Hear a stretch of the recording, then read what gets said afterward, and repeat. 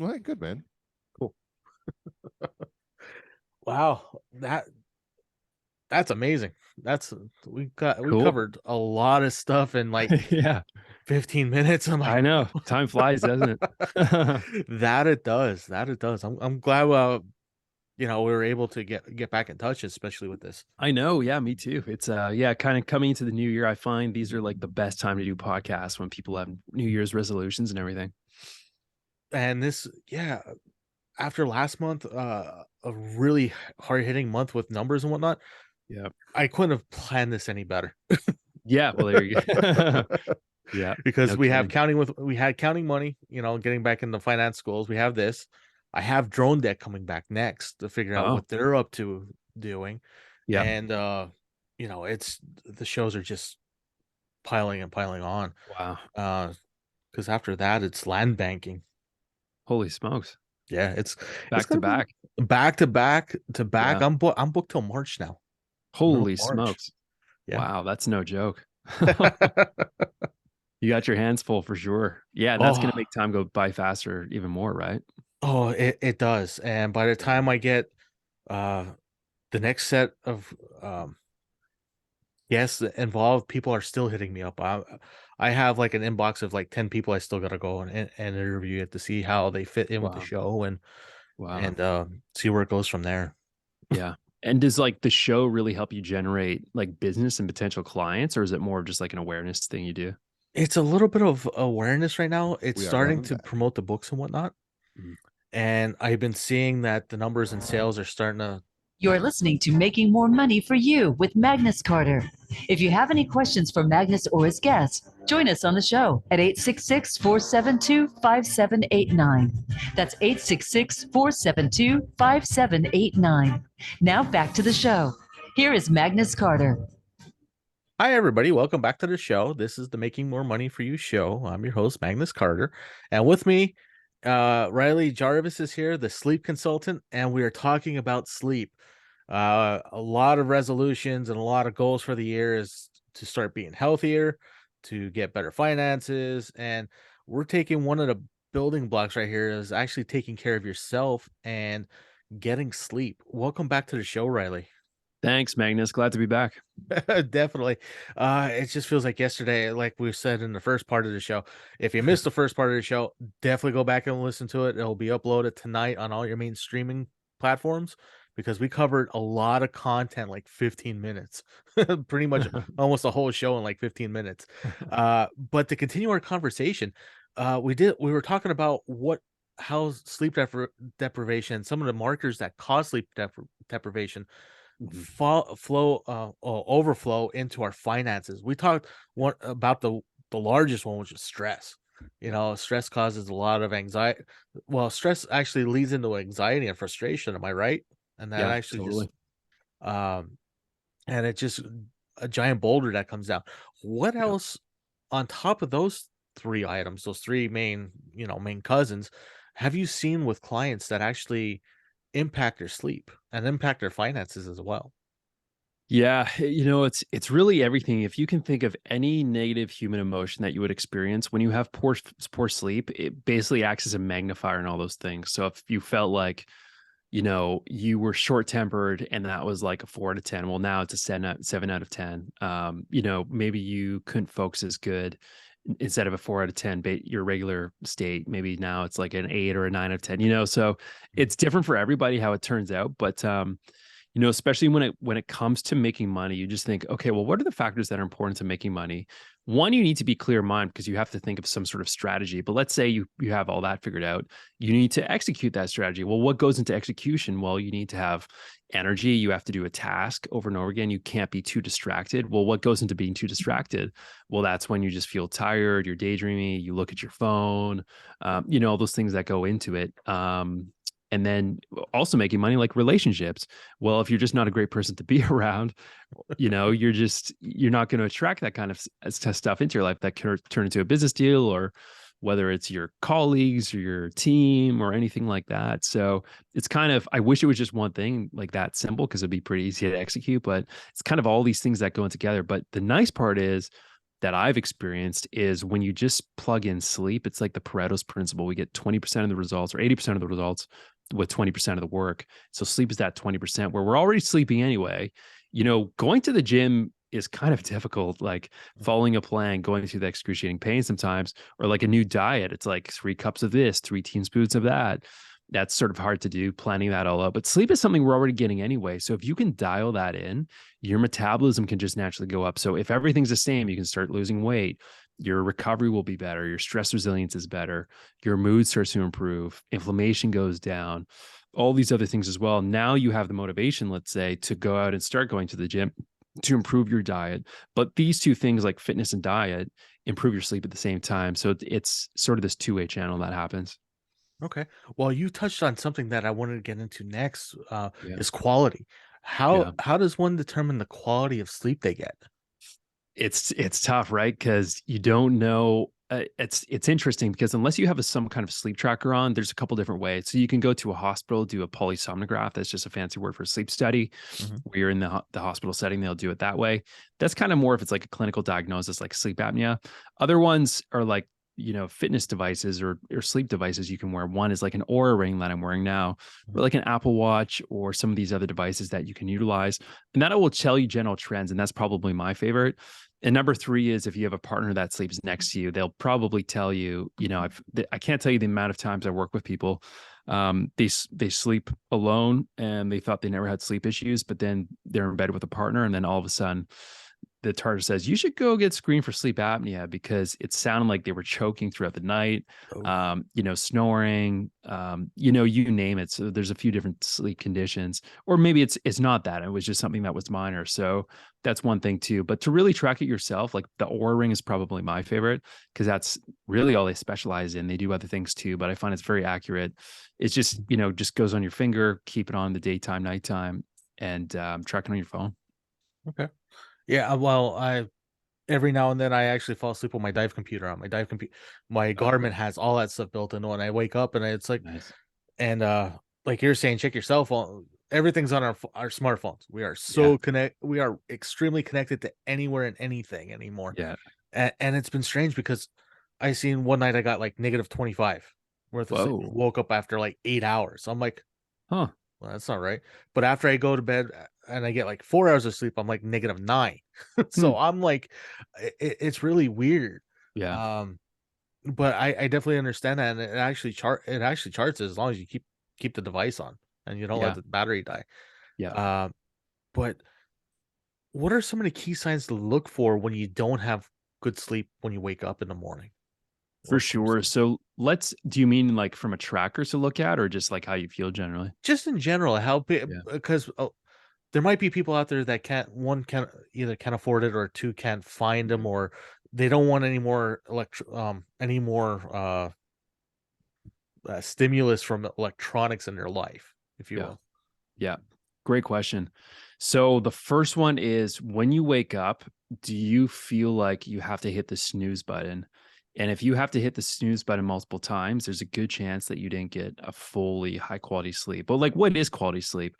So just, I won't go too deep, but we have 90-minute sleep cycles. And within one 90-minute sleep cycle, we'll have light sleep, deeper sleep, non-REM sleep, and then the cycle sort of repeats.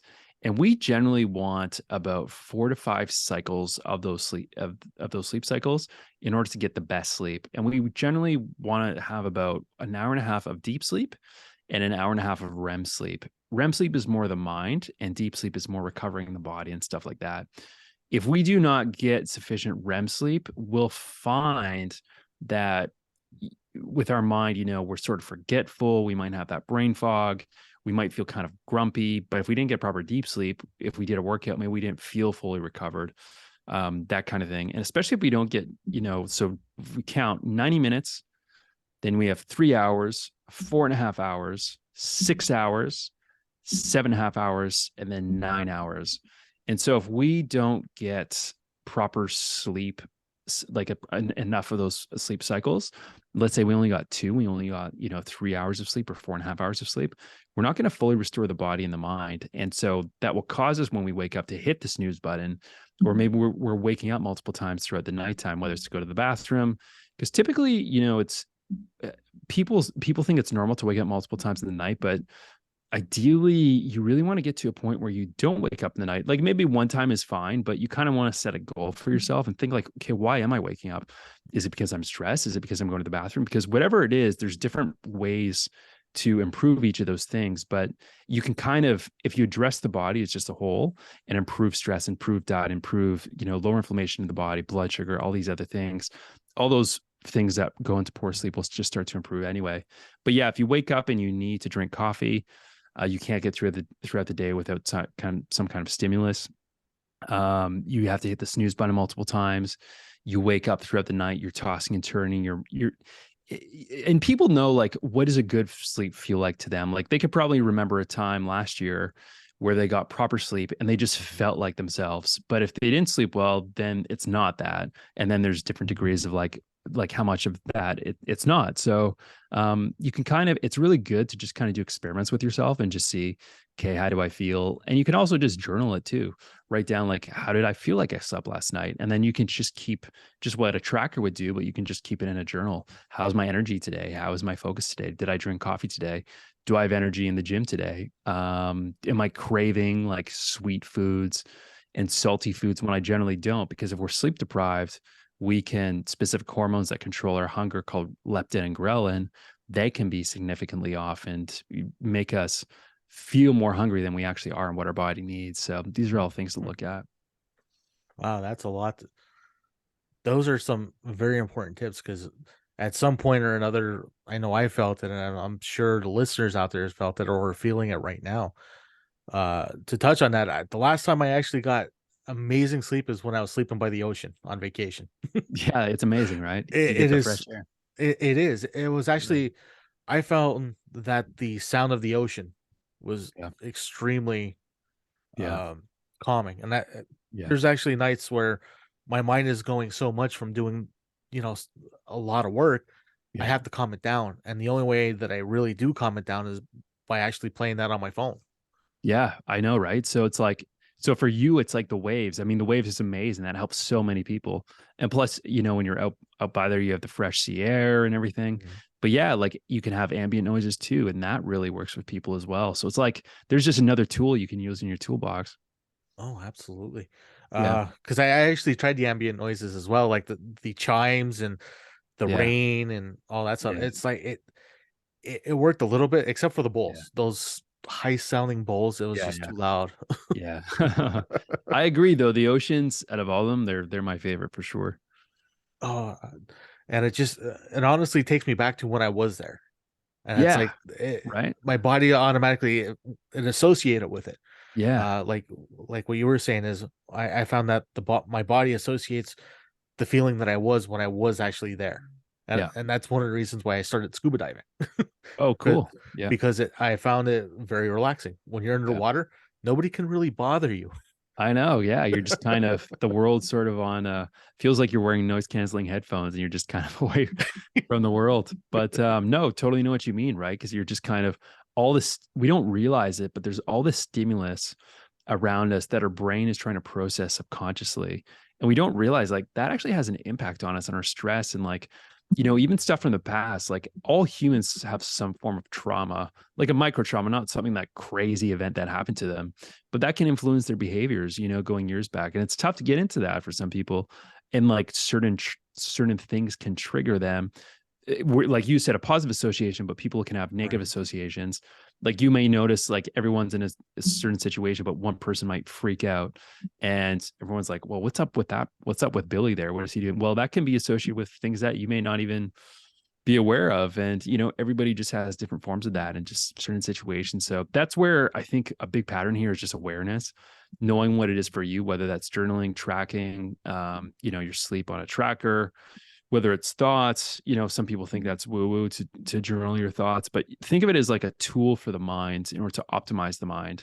I was way back in the day, I was probably the last person to ever want to journal.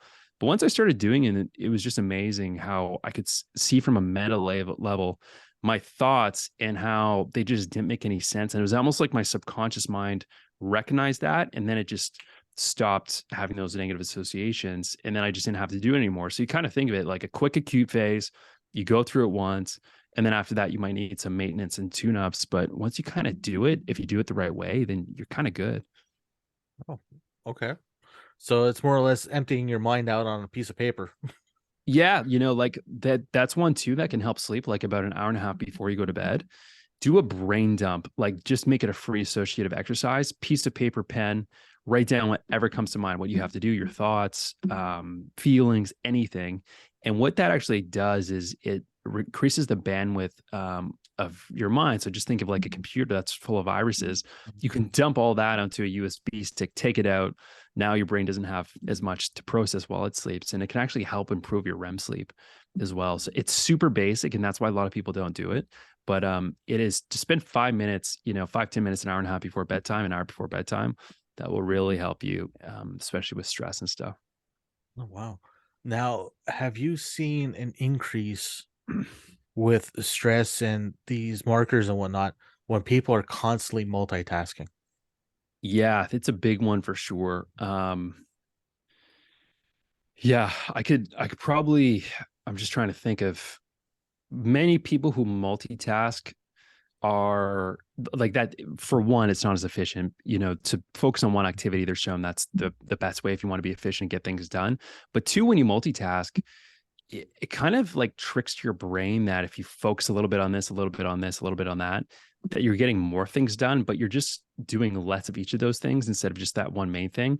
A good analogy, like I like to look at numbers. Imagine you start the day and you have 100 units of energy, Mm, and you have okay. 5 things that you have to do that day, or 3 things you have to do that day. How many units of the energy can you allocate to each of those things? If you have all these things, let's say you can only allocate 10 units of energy in each one, you really not got you didn't get that much done. It might seem like it because it was busy work, but not actually productive work, versus going in that project that you were procrastinating on, putting all your units of energy into that. And that's what maybe led to more money down the road or whatever it might be. You can just be a lot more efficient that way. But when you have better sleep and everything, now you have more units of energy to allocate to the things that you have to do for that day. But yeah, back to the multitasking. It can definitely increase stress. It's just more things coming into your mind that can increase cortisol, adrenaline, and prevent proper sleep as well. Okay. Wow. Okay. And that's one of the worst things ever. For the longest time we were told to multitask, Yeah. especially in our work lives and in our day-to-day lives. It's like, oh, you got to have multiple things going and Mhm. um, going here and going there, and causing us to have scatterbrain and Yeah. shiny object syndrome, if you Yeah. will. Yeah. uh, now we're almost at break time already. I can For the second break already. It's This time is just flying by. Goes by And fast. if you were sleeping while doing this, hopefully your mind will actually acquire this, and you wake up with. That's a good question. When people are doing sleep study, when you're Yeah. doing a sleep study, how when doing a sleep study with trying to learn something, how Yeah. does that affect our sleep habits when you're trying to like learn a second language? Because a lot of things we have like two. Oh, we'll get. How about we get into that when we come back? Sure. Because Let's do it. Yeah. yeah, because this I didn't realize how much I was actually talking, and now the Yeah. clock is actually counting down. But Yeah. yeah, I'm actually curious to find out how sleep and our learning processes coincide when we get back. Yeah. Everybody, we're gonna take a quick break. Thank you for tuning in. If you just tuned in, or if you have been listening to us, we're gonna be back in one moment, and we'll talk to you soon.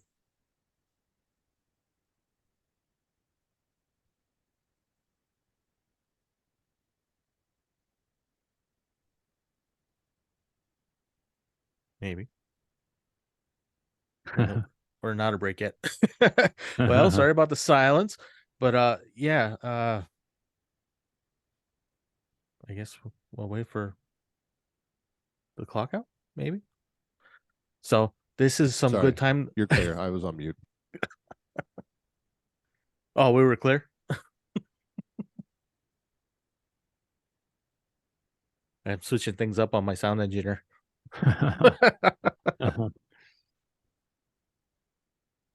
So, is there anything that you would like to get into in this last segment? I'm an open book, really. Everything we talked about was that's the beauty with sleep is it can kind of just flow into all these different areas. So yeah, I mean, there's really anything you want to touch on. Probably the fastest way for people to get better is like doing lab testing on themselves. But it's more extreme, right? It's not really for everybody. It just depends on your audience. People can get tremendous results just by doing basic things as well. So it's yeah, whether you're learning a language like you were saying with memory and stuff, sleep is a big one for learning and consolidating memories and bringing it all together, because they show, like, probably talk about this more, but if you learn something and like don't sleep, well, it's kind of like an all-nighter. Like when you're in college and you write an exam, you do the all-nighter. It's like you remember it because it's in your, I think it's your episodic memory, which is like your shorter term memory. But you don't cement those lessons. You just forget it the next day after you pull the all-nighter, you write the exam. Maybe you ace the test or you don't, but you memorize material, but you don't understand it. But like, I think Come back in about 10 seconds, gentlemen. Oh my.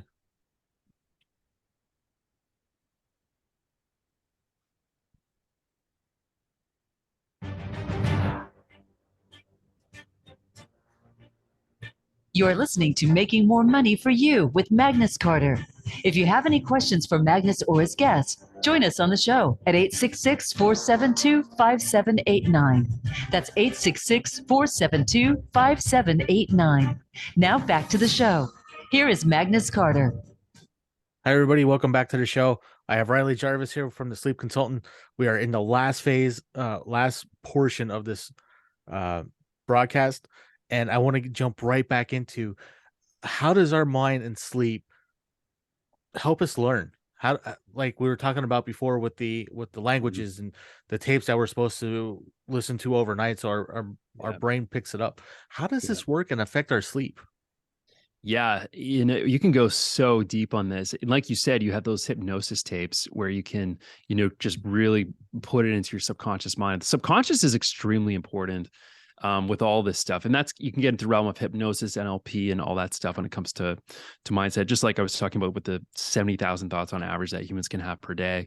That's one thing. But if we actually want to learn something, like using your conscious mind to ingrain lessons, whether it's something academic, whether it's learning a language, studying for a course, or even like something athletic, like to learn a certain movement, like if you're playing tennis and you're trying to get good at that, good sleep is foundational to all of those things. And the reason is because when we sleep, specifically within REM sleep, our brain is just about as active as when we are awake. We think our brains shut off, but our brains are just about as active during REM sleep. So think of sleep to simplify, to think of sleep in two different cycles. So let's say we sleep 8 hours. In the first half of our sleep, we get more deep sleep. This is restoring more of our physical body. In the second half of our sleep, we're restoring more of our mind. It's more REM sleep dominant. And so if we wake up in the middle of the night, let's say we go to bed at 10 p.m., we wake up at 2 a.m. and we can't fall asleep, or, it's just mixed. We're directly negatively impacting our REM sleep. And during REM sleep, this is what happens to our memory, is it's consolidating memories. So it's trying to make sense of, the world from the day before, but things that we learned, we're trying to ingrain that with, we're all familiar with our neurons. So you have a neuron. There's an amazing book I recommend everybody check out. It's called the Talent Code by Daniel Coyle. And what he talks about in there is how, like when some people are very smart, or they can just think on the fly. Yeah, some people are born genetically and they're gifted, but there's something to say about people when they focus on one thing for a long period of time, they do it in the right way. What is actually happening in the brain when we're learning a new skill set? And there's something known in the brain called the myelin sheath. So in our brain, we know we have all these different neurons, but in sending these electric channels across each other, but the transporter for those it's the myelin sheath is basically this kind of fat wall that kind of surrounds that. And they show the more myelin sheath that we have, the more efficient our brain is at just communicating between networks, because the faster it can communicate with each other, the more efficient we can think of thoughts, the solution to a problem. But what we learned the day before, we kind of like set the spark to whatever we're going to learn, but it's sleep that actually ingrains all those different things together. And so without proper sleep, even though we learn the right things, that's where we can we can get great progress when we can maximize that in the best way. And what's sort of interesting is we all heard of the expression sleep on it. Well, there's a lot of things to that, because do you ever find when, at nighttime, you just can't think of the issue or think of the solution to a problem, but you wake up and then all of a sudden you just have the solution? Well, it was Yeah. because your mind was processing everything. It wasn't doing nothing. It was processing everything in the background. So if you can utilize your subconscious mind to your advantage, a lot of like the Napoleon Hill, Think and Grow Rich, and some of these other things in the self-help space. If there's any problem that you're trying to fight on, you're trying to think about, just sleep on it and just trust that your brain will have the answer the very next day. Because with the proper REM sleep, more likely than not, you'll have it. Like even when you're in the shower, if you're just kind of daydreaming and letting your subconscious mind process, how often in the shower do we just all of a sudden have that idea, or where we're just kind of daydreaming and then boom, it just comes out of nowhere? It's because we're giving our mind that chance. And if we're just constantly, push, push, push, coffee, coffee, coffee, medication, medication, we're really never giving our brain, it does have sort of this inner intelligence if we give it the chance, but just from hustling and everything else, we just don't give it the resources to do that. So yeah, long answer to your question. So better sleep can just improve all these things at once. Okay. What's some of the nutritional things that we can do to promote better sleep? A lot of things you can do. So one of the biggest ones why we don't sleep that great is because our bodies are inflamed.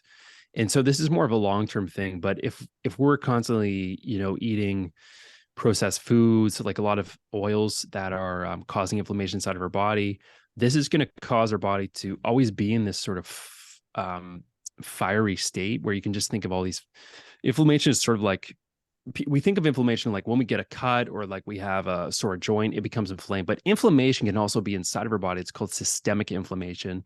And this is where just it's the tissue's inflamed, things are inflamed. And as a result, our immune system has to come in, which 80% of our immune system is located inside of our gut, has to come in and use its resources to fight off that inflammation. But if our body is always in this state, our hormones have to come in to support that. Our, micronutrients have to come in to support that. Versus if we just didn't have these fires at all, then our body could focus on healing and building itself up instead of breaking down all the time. So by eating the proper diet and specific nutrients, that's one thing that they can do. So what does that look like? Well, eating whole foods, obviously, like we've all heard of that, removing the processed stuff. But think of it like each meal that you have, make it easy for you. Think of a template, choose one protein. So like pork, fish, beef, whatever. Choose one carbohydrate that's healthy. So carbohydrate could be like fruit, vegetables, sweet potatoes, white rice, anything like that. I usually stay away from gluten or dairy. Number 3 is choose one good healthy source of fat. So like avocado, olive oil, healthy form of nuts, anything like that. And number 4 is choose one seasoning. So it could be turmeric, Himalayan sea salt, anything like that. So for each meal, just choose one of those 4 categories that are clean. It's really that easy. And like you can get into amounts and stuff, but that's one thing that you can do to keep it really clean. And number 2 is blood sugar. So a big reason why we wake up in the night a lot of the time is because our blood sugar is riding this roller coaster where if we eat something sugary, our blood sugar spikes, goes up. Now insulin comes in to bring it back down. Well, now it's low. Now we need cortisol and adrenaline to bring that back up to baseline again. Well, cortisol and adrenaline are stimulatory, and that will cause us to wake up. And now you add that into, an anxious mind because you can't sleep. And now you're getting to, you're getting in the way of, your memory and your focus and your REM sleep and your deep sleep and everything that goes along with it. Okay. So definitely diet.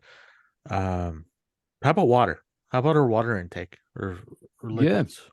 Yeah. Water is a good one. Generally what they say is you want to drink half your body weight, that's in pounds, in ounces. So if you weigh 200 pounds, 100 ounces of water each day is usually what you want to go with.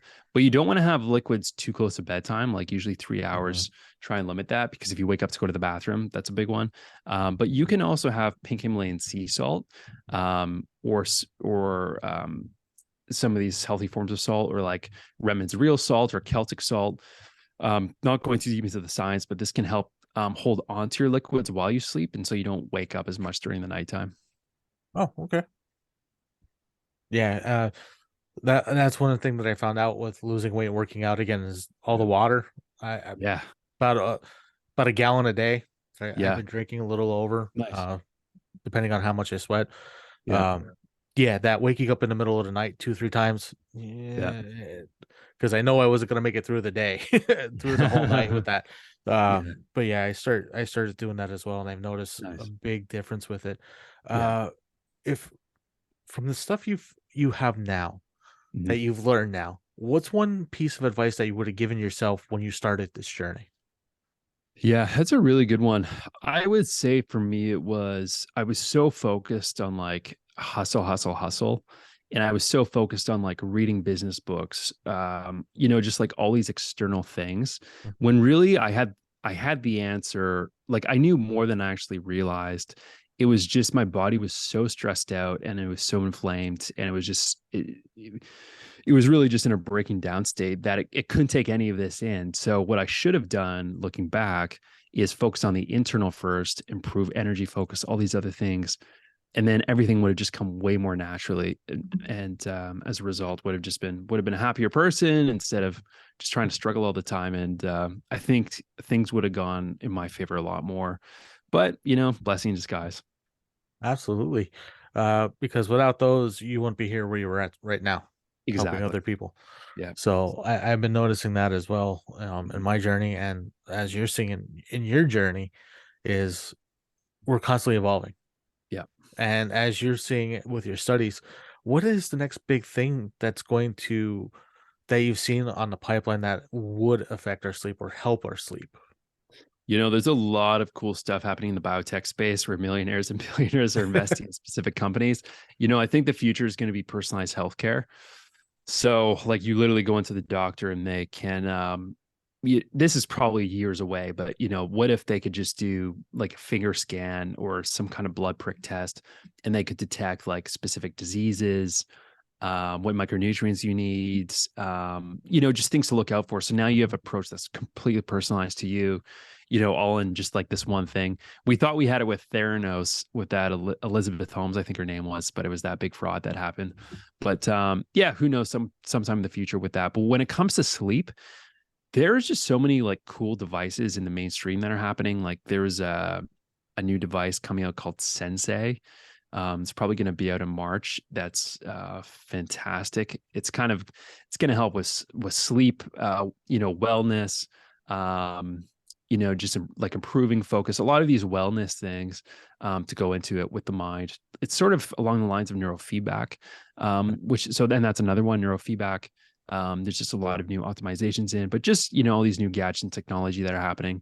And then with the science coming out with like sleep is truly in its infancy stages and they're discovering new things. Seems like every week. So it's an exciting time to be alive. Well, I know when I worked in the medical field, from when I started there till like 3 years later, it's Yeah. astronomical what the changes were, Yeah. Yeah. especially with the Incredible, technology man. and the new applications. Yeah. Sleep is definitely no different with that. Yeah. Um, I hate to say it, but we're actually getting ready to close the show. We have a couple minutes left, Riley. Uh, Wow. yeah, it's been a wonderful conversation about sleep and Mhm. how it affects all aspects of our life, our financial, Mhm. our health, our well-being, the people around us, our Mhm. environment and whatnot. Where can the listeners actually, if they want to learn more about you and your studies and whatnot, how can we find you and how how could you help them? Yeah, definitely. So they can just go to www.thethgsleepconsultant.com. You can reach me directly at Riley, Riley, at thesleepconsultant.com. And then you can just look me up LinkedIn and Facebook, Riley Jarvis, RILEYJARVIS, and more than happy to help. Oh, absolutely. Riley, I couldn't thank you enough for being here. Both have busy schedules. This is a great way to kick off the new year, Yeah. and definitely a better way to start a healthier new year. Thanks, So, Magnus. oh, absolutely. It's been a pleasure. But this show is actually going to be concluding for the week, everybody. But next week, I have drone deck coming back on. And if you haven't been, actually, if you've been living under a rock and don't know what drone deck is and what they're actually doing out there, here's a quick thing. They are revolutionizing the way we get packages and the delivery system all in general. We're talking across the board. I actually have Dan O'Toole coming back. We're gonna take some time to figure out what he's been doing, what's going on, what's coming up. Riley, I can't thank you enough for being here and sharing your expertise on sleep. Um, but everybody, that's actually the show for today. If you have to do one thing, try one or two things that we've talked about in the show. See if they work, and if they don't work, try one more thing the next night. Your health is important, and from what we've talked about, your finances are related to your health, so kind of go hand in hand. So take the time to focus on it. Thank you for tuning in, and we'll be back next week. You are clear. Awesome. Thank you, Josh. Awesome. All right, gentlemen. You have a wonderful week, and we'll talk to you next time, man. Absolutely. You as well. Bye-bye. So, Riley, what did you think Awesome. about the show? It's incredible. Yeah, I thought it was awesome questions. I really like the intermissions in between. You're right. It did go by super fast, and it's usually from a good host that brings the best out of a guest. So yeah, thanks. It was a lot of fun. Oh, thank you. Thank you. I couldn't thank you enough. The content that we came here, you're definitely an expert in your field and whatnot. From being personal with this, I've been through it. I'm still going through it. Everything's changing Yeah. and it's one of the things that everybody battles with, honestly. Yeah, totally. Everyone's got their own battle, and it's kind of like the hero's journey, right? You come out the other side as it's always a work in progress. You're absolutely right with that. And oh, my mouse